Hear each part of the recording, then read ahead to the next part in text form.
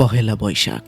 ক্যালেন্ডারের পাতা উল্টে এপ্রিল মাস আসলেই আমাদের এই উপমহাদেশে, বিশেষ করে বাংলাদেশে, একটা অদ্ভুত বার্ষিক মনস্তাত্ত্বিক যুদ্ধ শুরু হয়ে যায়, একটা সাইকোলজিক্যাল ওয়ারফেয়ার। আর তা হলো এই পহেলা বৈশাখ। আর ঠিক এই সময়টাতে আমাদের সমাজ খুব নিখুঁতভাবে দুটো চরমপন্থী গোড়া দলে ভাগ হয়ে যায়। একদিকে আছে আমাদের তথাকথিত মোল্লাতন্ত্র, যাদের কাছে ধর্ম মানেই হলো একটা ধারালো ফতোয়ার মেশিন। পহেলা বৈশাখের নাম শুনলেই এরা এমনভাবে রিয়েক্ট করে যেন নতুন বছরের ক্যালেন্ডার কেনা বা কাউকে শুভ নববর্ষ বলাটা দুনিয়ার সবচেয়ে বড় কুফরি। এরা মনে করে একজন মানুষকে পারফেক্ট মুসলিম হতে হলে তার নিজস্ব ভাষা, লোকজ সংস্কৃতি আর হাজার বছরের মাটির শেকড়কে কেটে ফেলে তাকে একটা ইমোশনলেস রোবট হয়ে যেতে হবে। তাদের কাছে উৎসব মানেই হারাম। আর ঠিক এর বিপরীতে দাঁড়িয়ে আছে আরেকটা ভয়াবহ গোষ্ঠী। এরা হলো তথাকথিত প্রগতিশীল আর পুঁজিবাদের দালাল।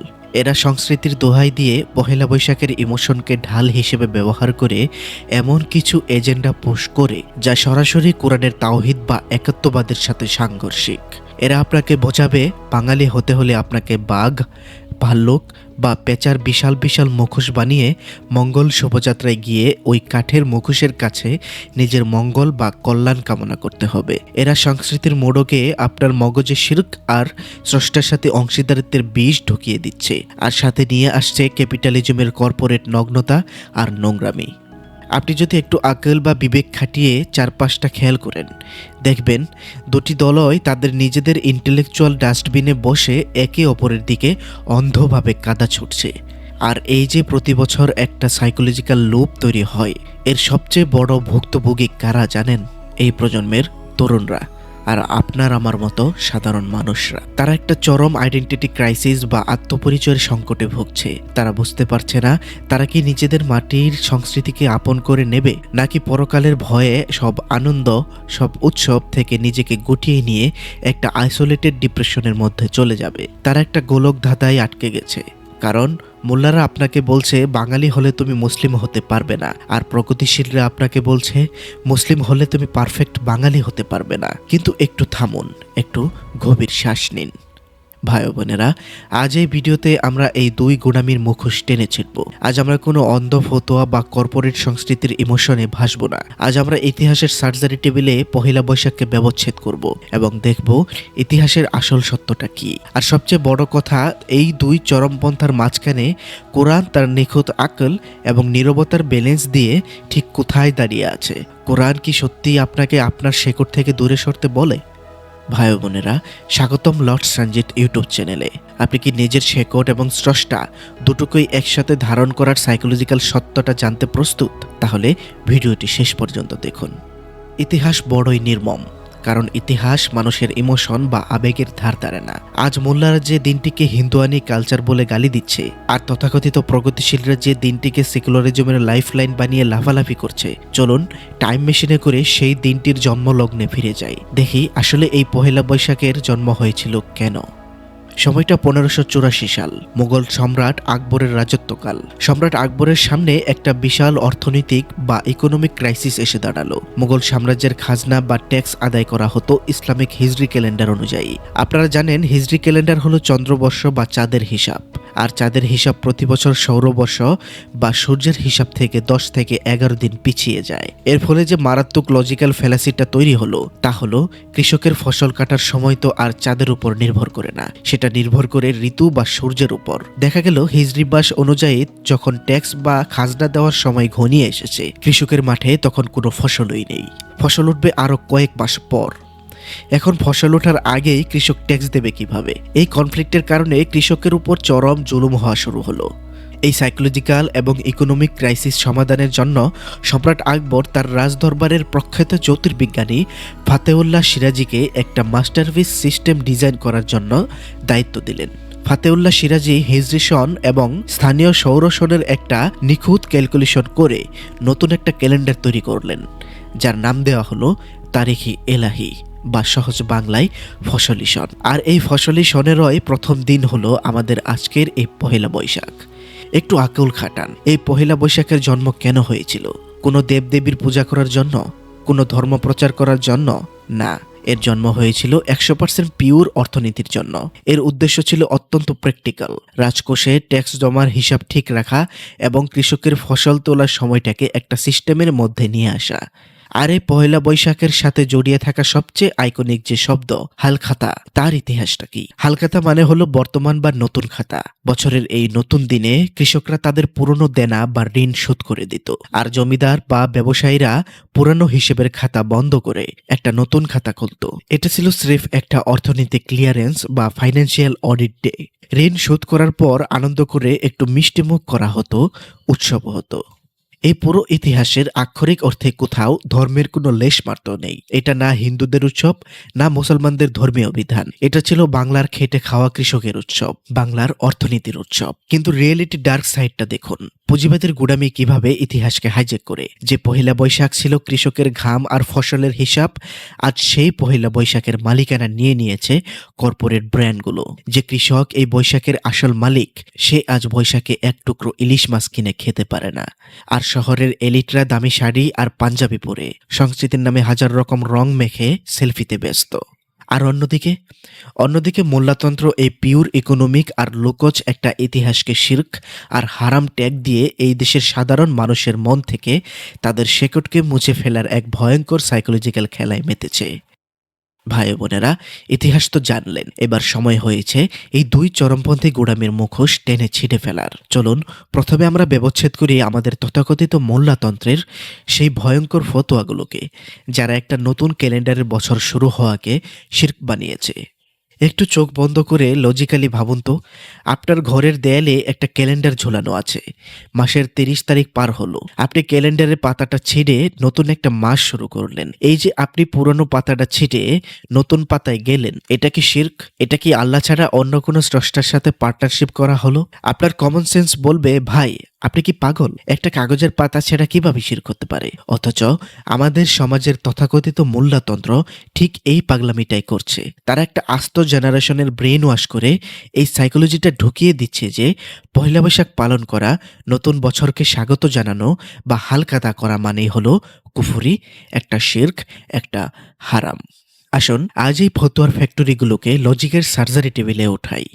মোল্লাতন্ত্রের প্রথম এবং সবচেয়ে কমন লজিক হলো পহেলা বৈশাখ হিন্দুদের উৎসব, আর যে অন্য জাতির সাথে সাদৃশ্য রাখে সে তাদেরই দলভুক্ত, অর্থাৎ তাসাব্বুহ।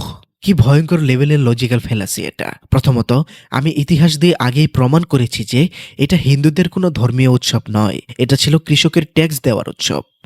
আচ্ছা, কৃষিকাজ করা কি শুধু হিন্দুদের জন্মগত অধিকার? মুসলিমরা কি শুধু লাঙ্গল দিয়ে মাটি চাষ করত? তাদের কি ফসল হতো না? এমনকি ইতিহাস অনুযায়ী আমরা দেখলাম যে সেটা সম্রাট আকবরের সময়কাল, যেখানে কিনা মুসলিমরা ছিল। তাহলে একটা পিওর ইকোনমিক আর ভৌগোলিক উৎসব কিভাবে একটা নির্দিষ্ট ধর্মের হয়ে গেল? এবার আসুন তাদের তাসাব্বুহ বা অন্য জাতির অনুকরণ করার লজিকে। মোল্লারা আপনাকে বোঝায় পান্তা ইলিশ খাওয়া, শাড়ি বা পাঞ্জাবি পরে ঘোরাঘুরি করা, এগুলো হিন্দুদের কালচার, তাই এগুলো হারাম। আমার প্রশ্ন হলো, সংস্কৃতি বা কালচারের কি কোনো ধর্ম আছে? আপনি যখন সকালে উঠে সুটটাই পরে অফিসে যান, তখন কি আপনি খ্রিস্টান হয়ে যান? আপনি যখন পিৎজা বা বার্গার খান, তখন কি আপনি ইতালিয়ান বা আমেরিকান হয়ে যান? আপনি যখন ইন্টারনেট বা ফেসবুক ব্যবহার করছেন, এমনকি যে ইন্টারনেট ফেসবুক এখন বর্তমানের মোল্লা সমাজের অর্থাৎ আলেম সমাজের সবচেয়ে বড় হাতিয়ার তাদের ধর্ম প্রচার করার ক্ষেত্রে, সেই ইন্টারনেট এবং ফেসবুকই তো সব ইয়াহুদি ও নাসারাদের আবিষ্কার। তাহলে এগুলো ব্যবহার করা কি হারাম?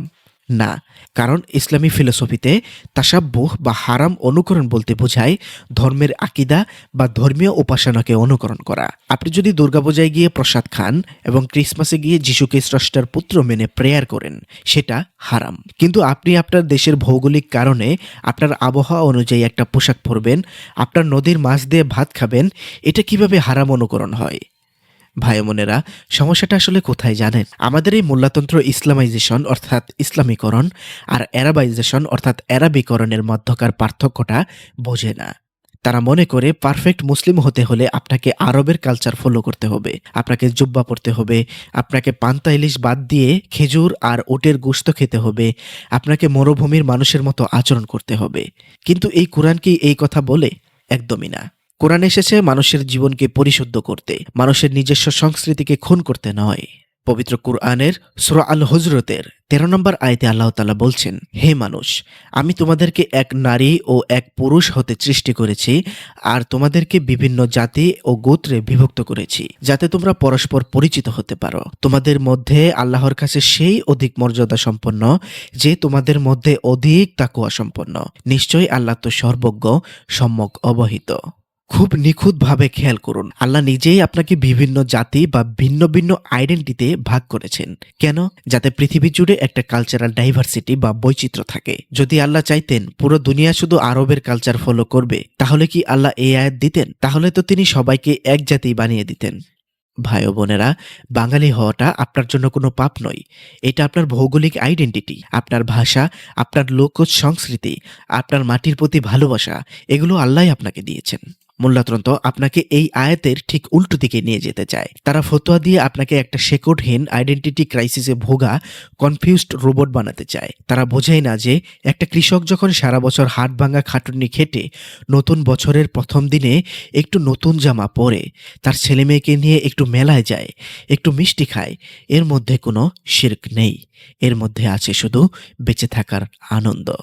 আমাদের বাসাবাড়িতে বিদ্যুৎ চালিত পাখার যেমন রেগুলেটর থাকে, তেমনি কোরআন হলো মানুষের ইমোশনের রেগুলেটর। কোরআন মানুষের ইমোশনকে রেগুলেট করে, ইমোশনকে গলা টিপে হত্যা করে না। কিন্তু এখানেই গল্প শেষ নয়। মোল্লাতন্ত্রের এই গুডামির সুযোগ নিয়ে আমাদের সমাজে আরেকটা ভয়াবহ দানব মাথাচাড়া দিয়ে উঠেছে, তথাকথিত প্রগতিশীল আর ক্যাপিটালিজমের দালালরা।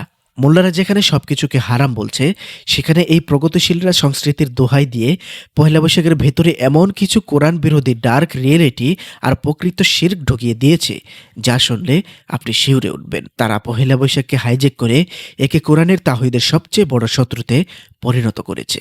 কিন্তু দ্বিতীয় এই গুডামিতে যাওয়ার আগে আসুন এই মোল্লাতন্ত্রের ব্রেইন ওয়াশিংয়ের আরেকটু গভীরে ডুব দেই। তাদের সাইকোলজিক্যাল ট্র্যাপটা আসলে কতটা সূক্ষ্ম আর ভয়ঙ্কর তা না বুঝলে আপনি কখনোই কোরআনের আসল ব্যালেন্সটা ধরতে পারবেন না। তাদের সবচেয়ে বড় অস্ত্র হলো হাদিসের অপব্যাখ্যা বা কনটেক্সট না বুঝে কথা বলা। আপনি যখনই পহেলা বৈশাখ নিয়ে কথা বলবেন, তারা তড়িঘড়ি করে একটা হাদিস আপনার মুখের উপর ছুড়ে মারবে। তারা বলবে, নবী সাল্লাল্লাহু আলাইহি সাল্লাম মদিনার হিজরতের পর মদিনাবাসীর দুটি উৎসব বাতিল করে তার বদলে ঈদুল ফিতর এবং ঈদুল আজহা দিয়েছেন। সুতরাং ইসলামের মাত্র দুটি উৎসব, এর বাইরে যে কোনো উৎসব পালন করা মানে হারাম, কুফরি, বিদআত। লজিকের চরম দৈন্যদশা একেই বলে। নবী সাল্লাল্লাহু আলাইহি সাল্লাম মদিনার যে দুটি উৎসব অর্থাৎ নওরোজ এবং মেহেরজান নামে দুটি উৎসব বাতিল করেছিলেন, সেগুলোর ইতিহাস কি? সেগুলো ছিল পুরোপুরি প্যাগান বা মূর্তিপূজক ধর্মীয় উৎসব। সেখানে দেবদেবীর নামে শিরক করা হতো, ধর্মীয় উপাসনা করা হতো। নবী সাল্লাল্লাহু আলাইহি সাল্লাম একটি ধর্মীয় উৎসবের বদলে আরেকটি ধর্মীয় উৎসব অর্থাৎ ঈদ দিয়েছেন। কিন্তু পহেলা বৈশাখ কি কোনো ধর্মীয় উৎসব? আমি তো আগেই প্রমাণ করলাম এটা সম্রাট আকবরের বানানো একটা অর্থনৈতিক বা ইকোনমিক ক্যালেন্ডার। ইসলামী জুরিসপ্রুডেন্স বা ফিকের একটা বেসিক সূত্র আছে। মানুষের কাজ দুই ভাগে বিভক্ত, ইবাদত অর্থাৎ ধর্মীয় উপাসনা এবং মুআমালাত অর্থাৎ পার্থিব বা সামাজিক লেনদেন বা কালচার। ইবাদতের মূলনীতি হলো আল্লাহ এবং রাসূল যা বলেছেন শুধু ততটুকুই করা যাবে, এর বাইরে কিছু বানালে সেটা বিদআত বা হারাম। কিন্তু মুআমালাত বা পার্থিব সংস্কৃতির মূলনীতি হলো সবকিছুই হালাল, যতক্ষণ না কোরআন নির্দিষ্ট কোনো কাজকে সরাসরি হারাম ঘোষণা করছে বা কোরআনের কোনো কিছুর সাংঘর্ষিক হচ্ছে। আমাদের মোল্লারা এই সিম্পল লজিকটা বোঝে না। তারা বাংলার কালচার বা মুআমালাতকে ইবাদতের পাল্লায় মাপতে চায়। তারা ফতোয়া দেয় পান্তা ইলিশ খাওয়া বিদআত। ভাই ও বোনেরা, একটু হাসুন। বিদআত মানে কি? বিদআত মানে হলো সওয়াবের আশায় ধর্মে নতুন কিছু ঢোকানো বা আল্লাহ প্রদত্ত বা নবী প্রদত্ত কোনো বিধান হিসেবে মানা। আচ্ছা, পহেলা বৈশাখে যে লোকটা মাটির শানকিতে বসে পান্তা ইলিশ খায়, সে কি মনে মনে ভাবে আমি পান্তা ইলিশ খাচ্ছি, এর বদলে আল্লাহ আমাকে জান্নাতে হোর দেবেন বা 10টা নেকি দেবেন? না, সে এটা খাই জাস্ট একটা কালচারের নস্টালজিয়া বা আনন্দ থেকে। সে তো এটাকে ইসলামের ধর্মের কোনো অংশ বানাচ্ছে না। তাহলে এটা বিদআত হয় কিভাবে? তাদের গোড়ামি এতটাই পর্যায়ে চলে গেছে যে এরা শুভ নববর্ষ বলাটাকেও হারাম বলে। শুভ নববর্ষ কথাটার আসলে মানেটা কি? এর মানে হলো নতুন বছরটা তোমার জন্য কল্যাণকর বা ভালো হোক। এটা তো স্রেফ একটা দোয়া। আপনি বাংলায় একজনকে বলছেন, ভাই সামনের বছরটা আল্লাহ তোমার ভালো কাটাক, আল্লাহ তোমার মঙ্গল করুক। ইসলাম শব্দের মানেই তো হলো শান্তি বা কল্যাণ। একজন মানুষের কল্যাণ কামনা করা, তাকে উইশ করা কিভাবে হারাম হতে পারে? এই মোল্লাতন্ত্র মূলত মানুষের আকল বা কমন সেন্সকে প্যারালাইজড করে দিতে চায়। তারা চায় না মানুষ তার নিজের ভাষা, নিজের মাটি, নিজের কৃষক দাদাদের ইতিহাসের সাথে কানেক্টেড থাকুক। এরা ধর্মকে বানিয়েছে একটা জেলখানা, যেখানে নিঃশ্বাস নেওয়াটাও যেন অপরাধ। তারা কোরআনের সেই বিশালতাকে, সেই ইউনিভার্সাল বা সর্বজনীন দর্শনকে একটা নির্দিষ্ট গোত্রের পোশাক আর খাবারের মধ্যে বন্দী করে ফেলেছে। কিন্তু গল্পটা এখানেই শেষ নয়। মোল্লাতন্ত্রের এই লজিক্যাল ফ্যালাসির সুযোগে আমাদের সমাজে ঢুকে পড়েছে আরেকটা সাইকোলজিক্যাল ভাইরাস। মোল্লারা যখন বাংলার সংস্কৃতিকে হারাম ফতুয়া দিয়ে ছুড়ে ফেলে দিল, তখন সেই খালি জায়গাটা দখল করে নিল তথাকথিত প্রগতিশীল আর ক্যাপিটালিজমের দালালরা। আর তারা পহেলা বৈশাখের নামে এমন এক কোরআন বিরোধী ডার্ক রিয়েলিটি আর প্রকৃত শির্ক আমাদের মগজে পুশ করা শুরু করলো, যা শুনলে আপনি শিউরে উঠবেন।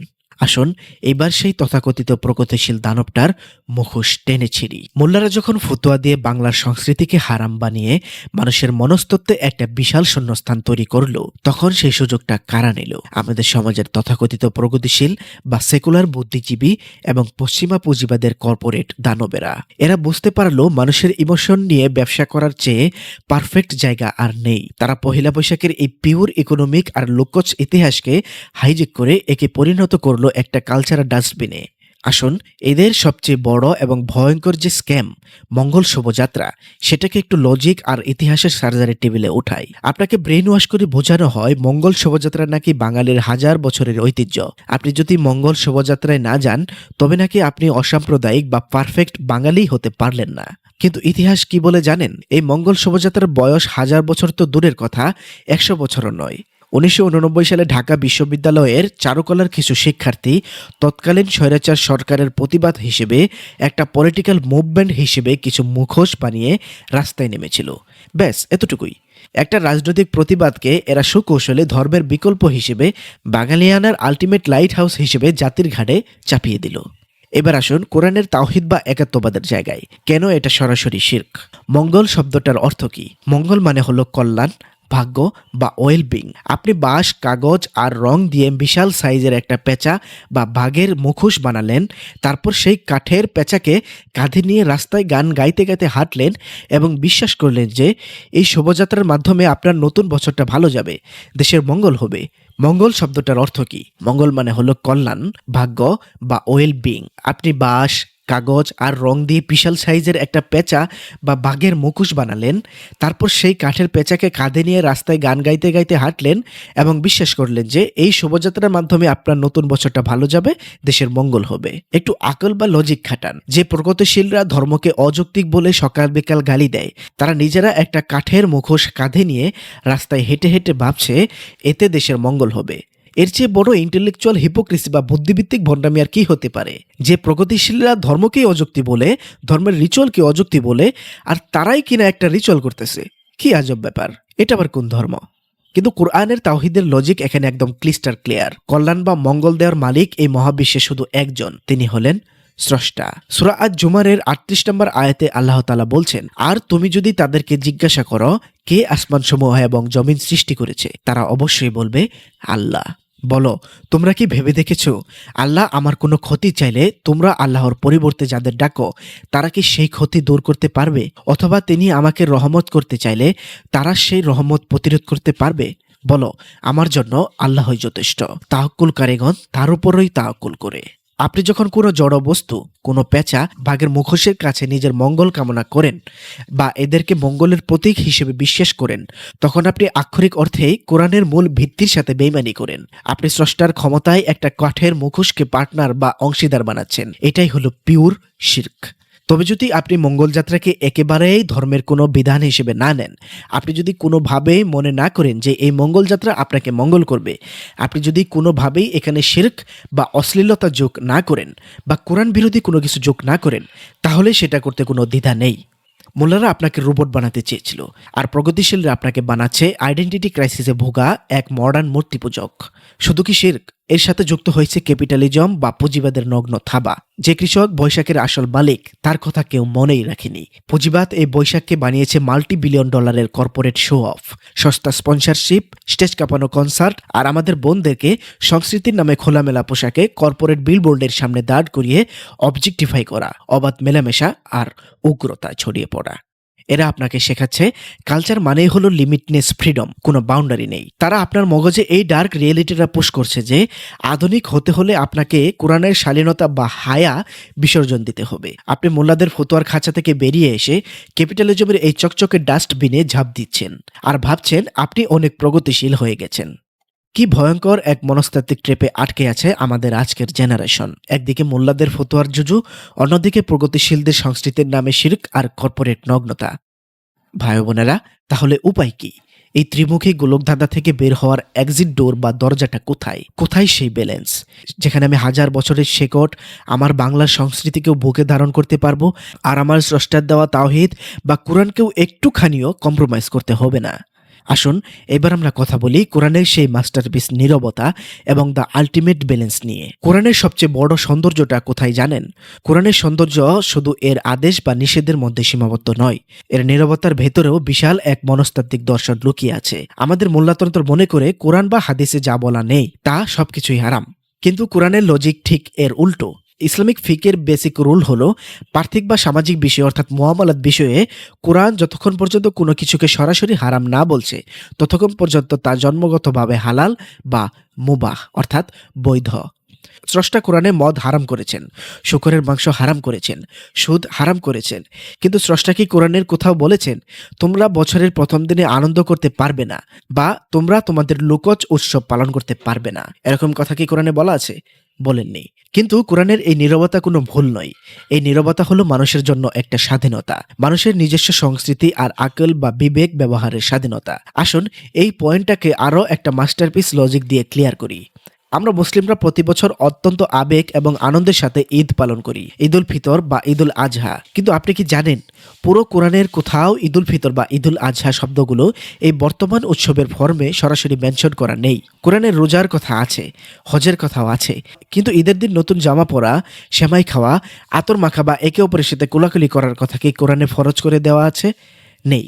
তাহলে আমরা এগুলো কেন করি? কারণ এগুলো হলো আমাদের ইমোশনাল এবং কালচারাল এক্সপ্রেশন। এক মাস রোজা রাখার পর বা হজ শেষ করার পর আমরা একটা সামাজিক আনন্দ বা উৎসব পালন করি, যার নবী সাল্লাল্লাহু আলাইহি সাল্লাম অ্যাপ্রুভ করেছেন। আমরা এই উৎসবটা পালন করি কারণ মনস্তত্ত্বের বা ব্রেইনের একটু রিল্যাক্সেশন দরকার, একটু আনন্দ দরকার।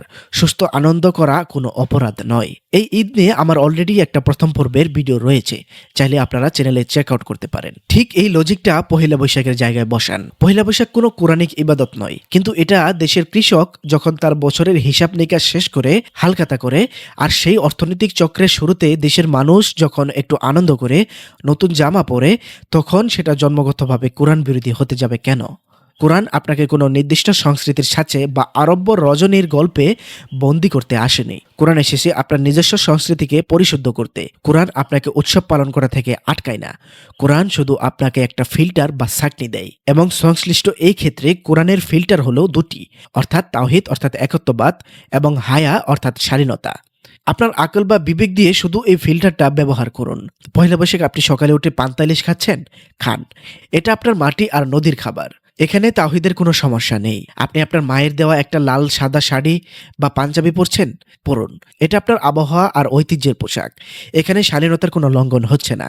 আপনি আপনার ব্যবসায়ী বন্ধুর হালখাতায় গিয়ে মিষ্টি খাচ্ছেন আর পুরনো দেনা শোধ করছেন, করুন।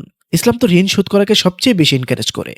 এগুলোতে কোনো হারাম নেই, এগুলো হলো পিওর কালচার। কিন্তু ঠিক যে মুহূর্তে আপনাকে বলা হবে বাঙালি হতে হলে আপনাকে ওই বাঘ আর পেঁচার মুখোশ বানিয়ে মঙ্গল শোভাযাত্রায় হেঁটে হেঁটে আপনাকে মনে করতে হবে যে তাতে মঙ্গল হবে, সেটা আল্লাহর সাথে অংশীদারিত্ব করে বা আল্লাহর যে ক্ষমতা রয়েছে সেই ক্ষমতা অন্য কোনো কিছু দ্বারা পূরণ হবে বলে আপনি যদি মনে করেন, ঠিক সেই সেকেন্ডে আপনার কোরআনিক ফিল্টার অন হয়ে যাবে। আপনার আকল আপনাকে সিগন্যাল দেবে, সতর্ক হও, এখানে তাওহীদ বা একাত্মবাদ ভাঙা হচ্ছে, একটা কাঠের মুখোশের কাছে মঙ্গল কামনা করা হচ্ছে, এটা শিরক। ঠিক যে মুহূর্তে দেখবেন সংস্কৃতির নামে স্পন্সর্ড কনসার্টে নারী পুরুষের অবাধ মেলামেশা আর শালীনতার বাউন্ডারি ক্রস করা হচ্ছে, তখনই আপনার কোরআনিক ফিল্টার আপনাকে বলবে থামো, এখানে হায়া বা শালীনতা নষ্ট হচ্ছে, এটা ক্যাপিটালিজমের নগ্নফাত। কোরআন আপনাকে পহেলা বৈশাখ করতে নিষেধ করে না। কোরআন আপনাকে পহেলা বৈশাখের ভেতরে লুকিয়ে থাকা শিরক এবং পুঁজিবাদের নোংরামিগুলোকে বর্জন করতে বলে। আপনি উৎসব পালন করবেন, আপনি বাঙালি হবেন, কিন্তু আপনার স্রষ্টার সাথে করা সেই তাওহীদের চুক্তি আর আপনার নিজস্ব ডিগনিটিকে বিক্রি করে দিয়ে নয়।